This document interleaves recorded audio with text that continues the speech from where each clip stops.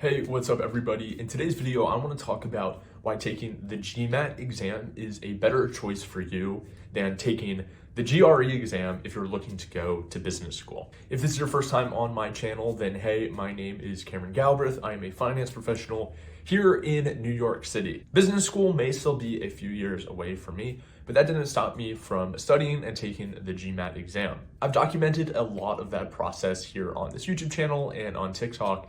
And one common question that I continue to get is, why should I take the GMAT over the GRE? And I totally get this. A lot of business schools accept both, but it's important to know that the GMAT is specifically for business programs, business schools, whereas the GRE is kind of just a general exam for graduate programs. So yeah, sure, you can take the GRE and get a great score and leverage that in your business school applications, but the GMAT exam is actually specifically for business schools. So the business schools kind of respect that one a little bit more. I'm aware this isn't really the best example, but when I think of this, I think of when schools didn't need your ACT or SAT score to apply for college. When this was going on, sure, it was great that you didn't need to go through that tedious process of taking those exams and sending them to the schools. And of course, the schools still accepted it without these scores. But realistically, if you took the ACT or the SAT and you scored well and sent it to the school, they definitely respected that a lot more. And I think it's kind of the same with respect to the GMAT and business schools. Listen, you're already investing the time and energy that is required to apply for business school. So why not go through that same effort to actually take the exam that was specifically designed for business school applications? Doing anything else kind of just looks like you're taking the easy way out. And if you're serious about business school, it's important to take the exam that showcases your skills. One common misconception about the GMAT is that it's more quant focused and is more tailored for people who have a quant or technical background. This is a myth. Entire goal of the GMAT exam is to showcase your readiness for an MBA program. So if anything, the quant section can actually support your application than work against it. If you can perform well on the quant section, then that can actually supplement any lack of quantitative or technical experience in your overall application.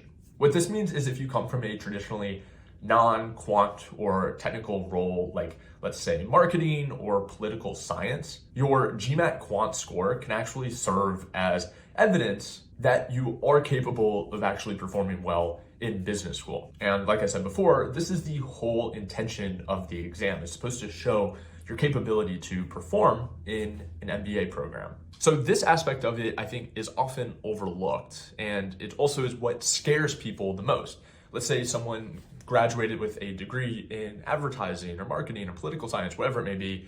It's not a super quantitative technical role where you were taking high-level accounting or finance classes. And now you spent the last 5 years working in sales or advertising, and sure, there's quantitative aspects of your role, but you're not crunching numbers, you're not super quantitatively focused. So ultimately, you're afraid of the GMAT because you feel this may hold you back. But realistically, if you're nervous about the quant, then that could potentially be something that the admissions council is looking at and may not think that you're ready or capable of performing well. That's why if you can perform well on the quant or just reasonably well, it actually proves that you can perform well in business school. So I think this part is very important for people looking to pivot careers, maybe go into finance from a non-traditional background, whatever it may be. I think the quant section can actually be a really good opportunity for you to show that you're ready to take on the challenge of business school. And finally, compared to the GRE, the GMAT actually gives you way more control over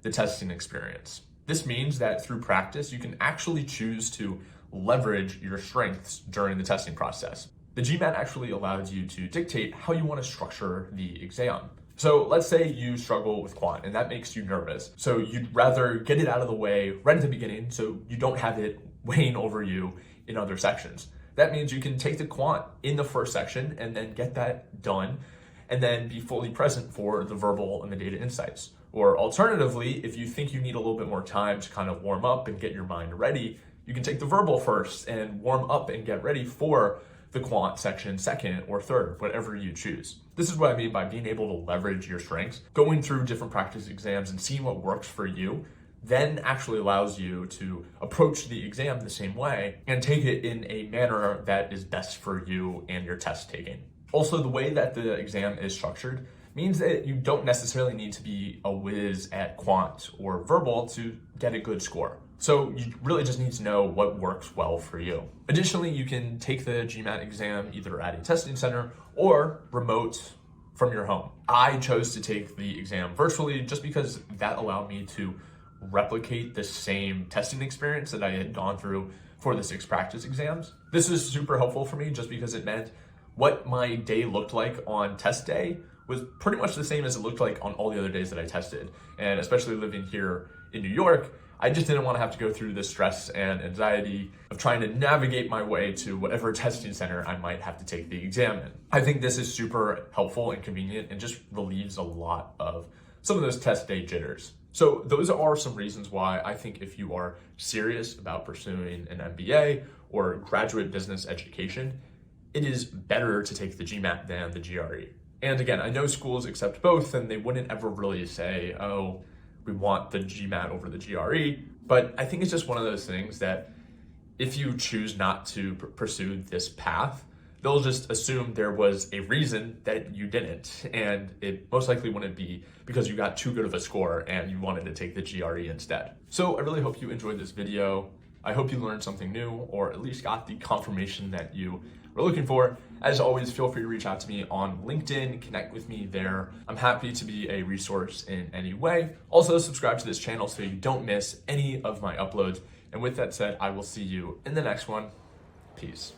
Gave you all that I could give, but it wasn't enough. Oh, tried to show me how to live.